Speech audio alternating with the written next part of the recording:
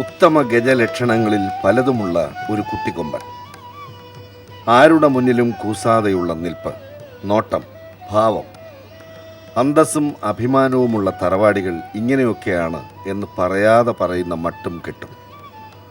എന്താ, മറ്റുള്ളവർക്കാർക്കും കുടുംബവും കുലവുമൊന്നുമില്ലേ എന്ന് ചോദിച്ചാൽ ഞാൻ അങ്ങനെയൊന്നും പറഞ്ഞില്ലല്ലോ എന്നിവൻ മറുത്തു ചോദിക്കും. കൊമ്പും തുമ്പിയും ഇളക്കും, തലപ്പൊക്കത്തിൽ നിൽക്കും. ഒരു പുതിയ ദേശത്ത് അന്യദേശക്കാരനായ ഒരാൾക്ക് രണ്ട് രീതിയിൽ ചെന്ന് താമസിക്കാം. ഒന്ന്, ജീവിച്ചിരുന്ന നാട്ടിൽ നിൽക്കാൻ കഴിയാത്ത വിധം പ്രശ്നങ്ങൾ സൃഷ്ടിച്ച് ഒടുവിൽ അവിടം വിട്ട് മറ്റൊരിടത്ത് ചെന്ന് ആരാരും അറിയാതെയുള്ള ഒളിജീവിതം. രണ്ടാമത്തേത്, നാട്ടുകാരും വീട്ടുകാരും ബന്ധുക്കളുമെല്ലാം അറിഞ്ഞ് അവരുടെ ആശീർവാദത്തോടു കൂടിയുള്ള അന്തസ്സാർന്ന കൂടുമാറ്റം. അവരെ മറുനാട്ടിലും അംഗീകരിക്കുവാൻ ആൾക്കാരുണ്ടാവും. ഇവിടെ ഇപ്പോൾ ഈ ഒളിച്ചോട്ടവും കൂടുമാറ്റവും ഒക്കെ പറയുന്നത് എന്തിനാണെന്നല്ലേ? കാര്യമുണ്ട്. ഈ നിൽക്കുന്ന ശേഖരൻ അരുണാചൽ പ്രദേശിൽ നിന്നും കേരളത്തിൻ്റെ മണ്ണിലെത്തിയത് അല്പം വീറോടെയാണ്. ഇവിടെ വന്നേ മതിയാകൂ എന്നൊന്നും ഇവൻ ആഗ്രഹമില്ലായിരുന്നു. പക്ഷേ കൊണ്ടുവന്നേ പറ്റൂ എന്ന് ഇവനെ സ്നേഹിച്ചിരുന്ന ഒരാൾക്ക് തോന്നിപ്പോയാലോ? കുഴഞ്ഞില്ലേ? അതെ, കുഴഞ്ഞു. ശരിക്കും കുഴഞ്ഞു. കുഴഞ്ഞു മറിഞ്ഞെന്ന് പറയുന്നതാകും ശരി. നമ്മുടെ നാടല്ലേ, നമ്മുടെ നാട്ടുകാരല്ലേ.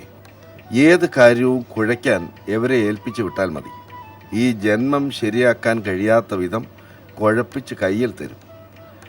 അരുണാചൽ പ്രദേശിൽ നിന്നും ഒരാനയെ സ്വന്തം നാടായ തിരുവനന്തപുരത്ത് കൊണ്ടുവരണമെന്ന് ഒരാനപ്രേമി ആഗ്രഹിച്ചപ്പോൾ ഒരു 100,000 തടസ്സങ്ങൾ. ഒരു സംഗതി ശരിയാകുമ്പോൾ മറ്റേ സംഗതി കുഴയും, അല്ലെങ്കിൽ കുഴയ്ക്കും. ആള് തിരുവനന്തപുരത്തുകാരനല്ലേ.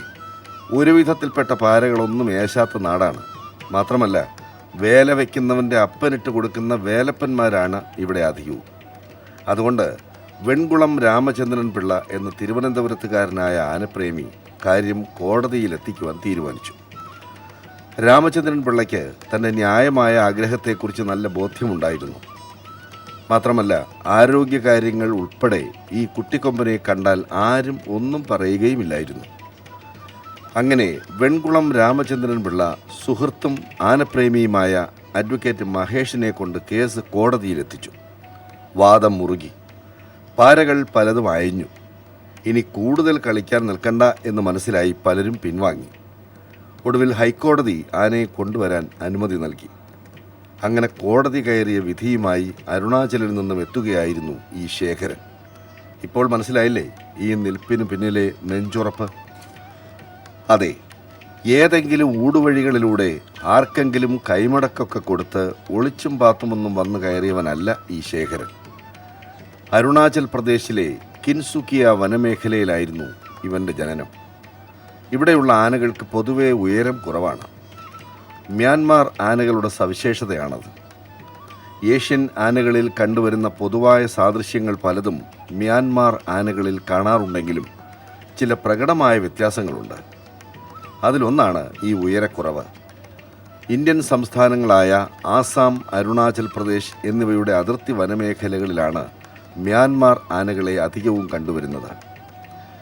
മ്യാൻമാർ, തായ്ലൻഡ് എന്നീ രാജ്യങ്ങളുമായി തൊട്ടുരുമിക്കിടക്കുന്ന ഈ വനമേഖല ആനകളെ കരുത്തുറ്റവരാക്കുന്നു, സുന്ദരികളും സുന്ദരന്മാരുമാക്കുന്നു. ഏഷ്യൻ ആനകളിൽ ഏറ്റവും സൗന്ദര്യമുള്ള ആനകളെ കാണുന്നത് നമ്മുടെ ശബരിമല കാടുകളിലാണ്. ഇവയെ വെല്ലുന്ന ആനകളെ മറ്റൊരിടത്തും കാണാനാവില്ല. 22 വയസ്സ് പിന്നിടുന്ന വഴിപാടി ശേഖരൻ ഇപ്പോൾ ഉയരം 9 അടിയോളം വരും. വഴിപാടി ശേഖരൻ്റെ ശരീരഘടന ഏകദേശം നമ്മുടെ ശബരിമല കാടുകളിലെ ആനയെപ്പോലെയാണെന്ന് പറഞ്ഞാൽ അതിൽ യാതൊരു അതിശയോക്തിയുമില്ല. അരുണാചലിൽ നിന്നും വരുമ്പോൾ ഇവൻ്റെ പേര് മോഹൻ സിംഗ് എന്നായിരുന്നു.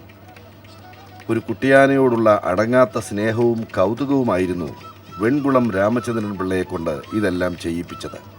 ഇപ്പോൾ നമ്മളെ കൂടെയുള്ള ഈ വഴിപാടി ശേഖരൻ എന്നുള്ള ആന, ഇത് നല്ല തുമ്പിക്കൈക്ക് നീളവും മുഴുപ്പും നല്ല എടുത്ത കൊമ്പും എല്ലാ ലക്ഷണമുള്ള ആനയാണ്. ഈ ആനകളിൽ ഈ ഏഷ്യൻ ആനയും ആഫ്രിക്കൻ ആനയും ഉണ്ട്. ഏഷ്യൻ ആനയിൽ തന്നെ മ്യാൻമാർ എലിഫൻസ് ഉണ്ട്, ഈ തായ്ലാൻഡ് തുടങ്ങിയ സ്ഥലങ്ങളിൽ. ഈ അരുണാചൽ പ്രദേശിലെ ആനകൾ ഈ പറയുന്ന മ്യാൻമാർ ആ ഒരു ഇതിലുള്ള കാറ്റഗറിയുള്ള ആനകളാണ്. അത് കാരണം അരുണാചൽ പ്രദേശിലെ ആനകൾ വലുതായിട്ട് പൊക്കം വയ്ക്കാറില്ല. അതേസമയം നല്ല പക്കും നല്ല പുഷ്ടിയുള്ള ആനകളാണ്.